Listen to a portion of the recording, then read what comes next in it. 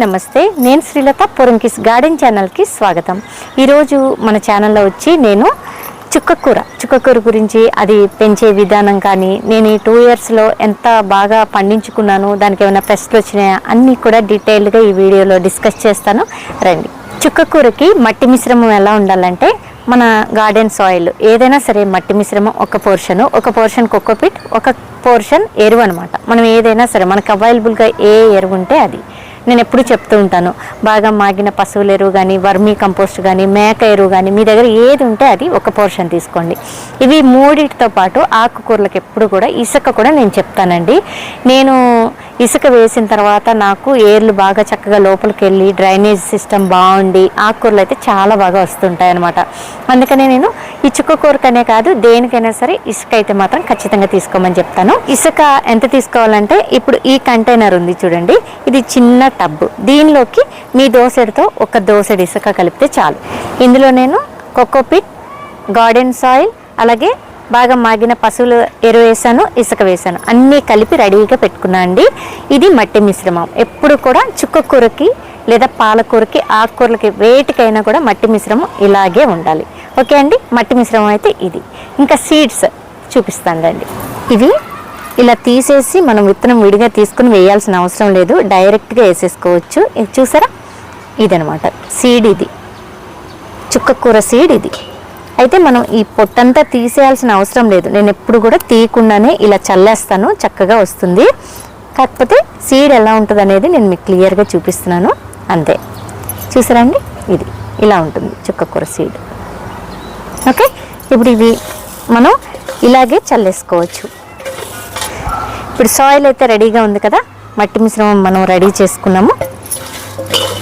ఈ విత్తనాలు తీసుకొని ఇలా చల్లేయడం.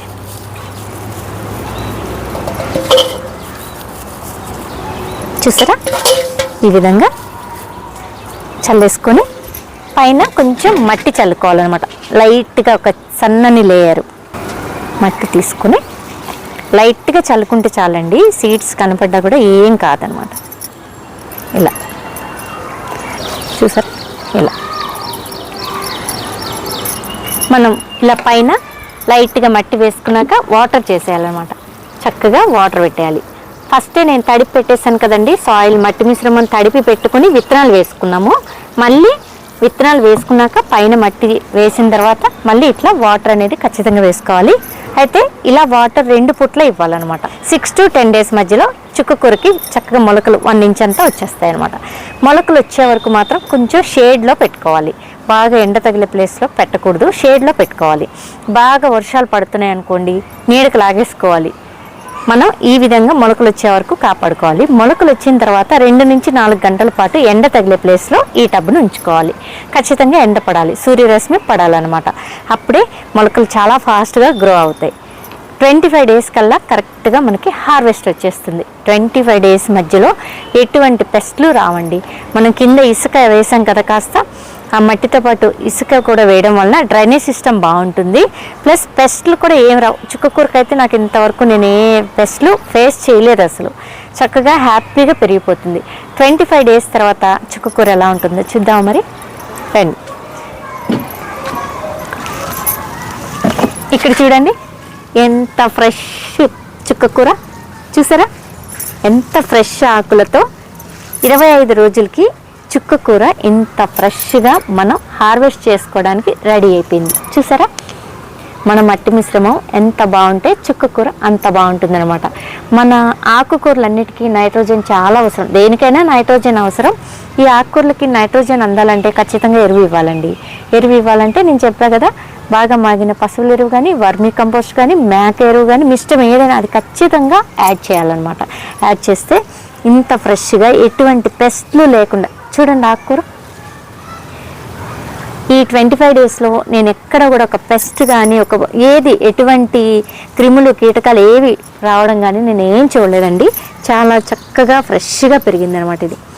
ఈ చుక్కకూర మీరు ఒక్కసారి విత్తనాలు వేసుకున్నారంటే కోసే కొద్దీ వస్తూనే ఉంటుంది. ఎంత ఆకులు తెంపితే అంత బాగా వస్తుంది చుక్కకూర. అవునండి, ఇది నిజం. అంటే ఇది పుల్లగా ఉంటుంది కాబట్టి అంత తొందరగా ఏమి పెస్ట్లు అనేవి రావన్నమాట. ఏ పురుగు రాదు అసలు. చుక్కకూర టబ్బుకు మాత్రం అసలు ఎటువంటి పెస్ట్ రాదనమాట. ఎంతో ఈజీగా పెంచుకోవచ్చు. హెల్త్కి కూడా చాలా మంచిది. సి విటమిన్ పుష్కలంగా లభిస్తుంది, ఫైబర్ ఉంటుంది, ఐరన్ కంటెంట్ ఉంటుంది. ఇది పిల్లలకు కూడా చాలా మంచిది అనమాట. కాబట్టి ఇప్పుడైతే మనం ఈ చుక్కకూరని హార్వెస్ట్ చేసుకుందాం. చూడండి ఎంత ఫ్రెష్గా ఉందో.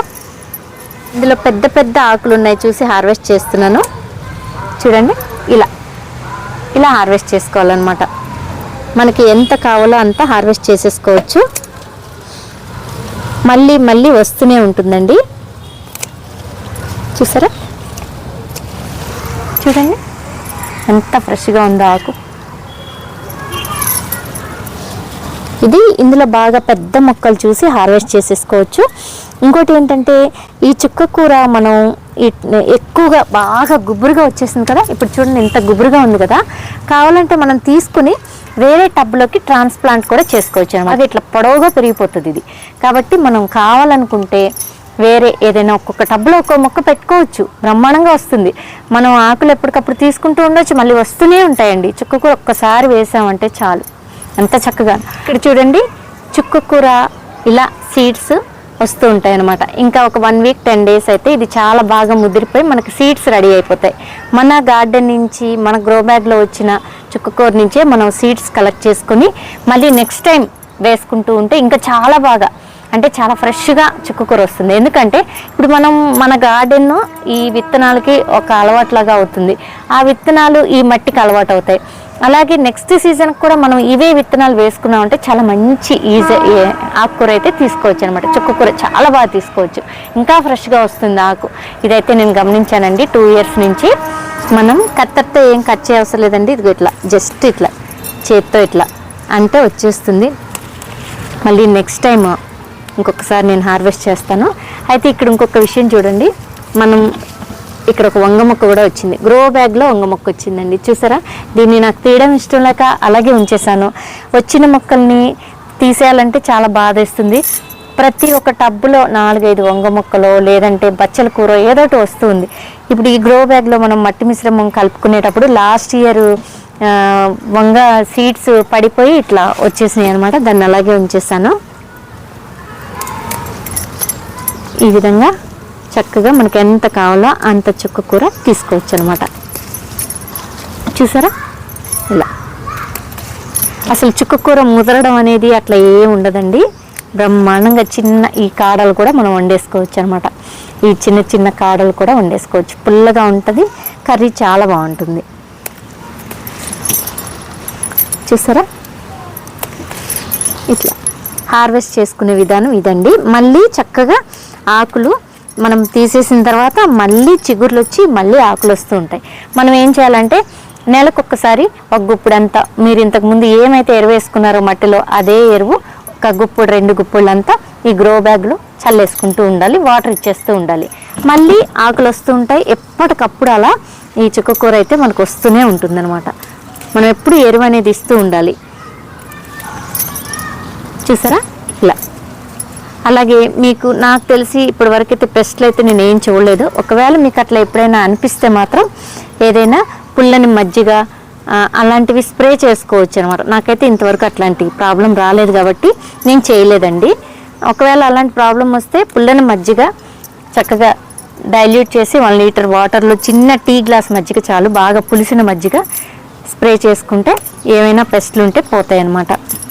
ఇంకోటి ఏంటంటే బాగా వర్షాలు పడుతున్నప్పుడు మాత్రం నీడలోకి లాగేసుకుని వర్షం పడని ప్లేస్ చూసుకొని అక్కడికి లాగి పెట్టేసుకోవాలి. కంటిన్యూగా వర్షాలు పడుతున్నా కూడా ఆకు కుళ్ళిపోతుంది. చుక్కకూరకు ఆ గుణం ఉంది, చాలా ఫాస్ట్గా పుల్లగా ఉంటుంది. మనం కర్రీలో ఇలా వేసుకోగానే మగ్గిపోతుంది. చూసారా, అలాగే ఎక్కువ వర్షాలు పడుతున్నా కూడా ఆకు కుళ్ళిపోద్ది, బ్రౌన్ కలర్లోకి వచ్చేస్తుంది. అదొకటి ఉంటుంది. చెక్ చేసుకొని ఎక్కువ వాటర్ కూడా చేయకూడదు, మాయిశ్చర్ ఉండేలాగా చూసుకోవాలి. బాగా పొడిగా ఉంటే మట్టి వాటర్ వేస్తూ ఉండాలి, కానీ మరీ ఎక్కువ హెవీగా వాటర్ కూడా చేయకూడదు అనమాట. సరే కదండి, నేనైతే ఇంతవరకే హార్వెస్ట్ చేసుకున్నాను. ఇంకా మళ్ళీ నెక్స్ట్ టైం హార్వెస్ట్ చేస్తాను. ఒకసారి అయితే మీరు కూడా చూడండి మన గ్రో బ్యాగ్లో చుక్కకూర. మళ్ళీ ఇంకొకసారి హార్వెస్ట్ చేసుకోవచ్చు.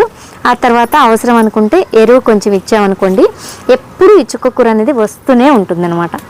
చూసారా ఎంత ఫ్రెష్గా ఉందో చుక్కకూర.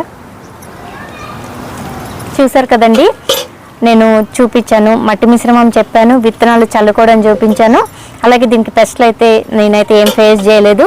వాటర్ అయితే మాత్రం ఎప్పుడు టబ్లో మాయిశ్చర్ ఉండేలాగా చూసుకోవాలి. ఎక్కువగా వర్షాలు పడుతున్నప్పుడు మాత్రం కొంచెం వర్షం పడని ప్లేస్కి ఉంచుకోవాలి. ఎండ తగిలేలాగా చూసుకోవాలన్నమాట.